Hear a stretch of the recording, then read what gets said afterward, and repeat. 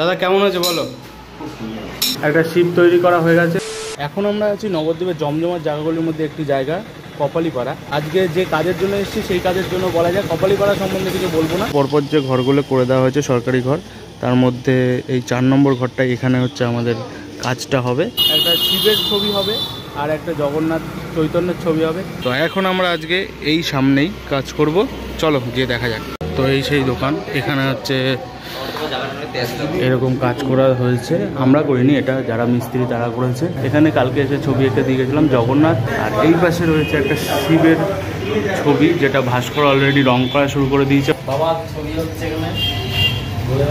তো এটা যে দেখতে পাচ্ছ, এটা শুধু কালোর মধ্যে হবে বলেছিল, কিন্তু জাস্ট আমি একটুখানি চোখ, নাক, মুখ যেগুলো কালার হতে পারে সেগুলো কালার করে দেবো।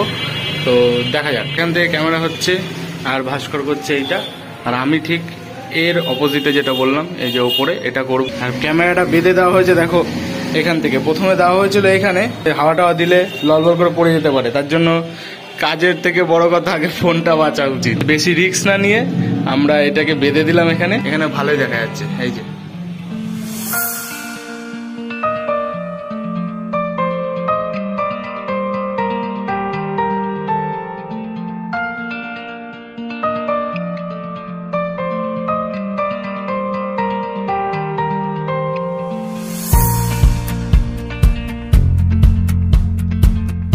জগন্নাথটা প্রায় কমপ্লিট হয়ে গেছে। এবার হচ্ছে চৈতন্যটা করার বাকি। হাতের মালা আর এদিকে এটা চলছে।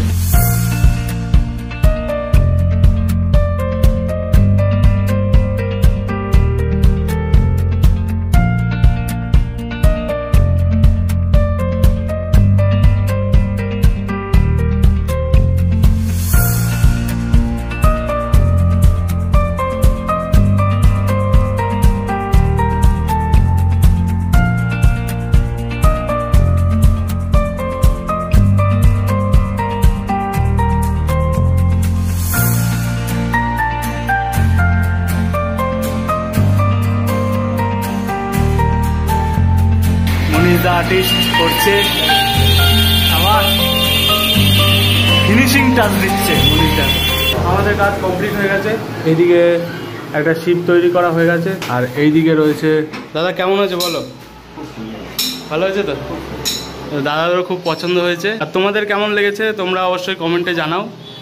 এই দুটো কাজ তোর কাছে কেমন লাগছে? এটা আমাদের কাছে ভালো লাগছে, পাবলিকের কাছে কেমন লাগছে সেটাই উপরে নির্ভর করে। তো আমাদের কাজ কমপ্লিট হয়ে গেল।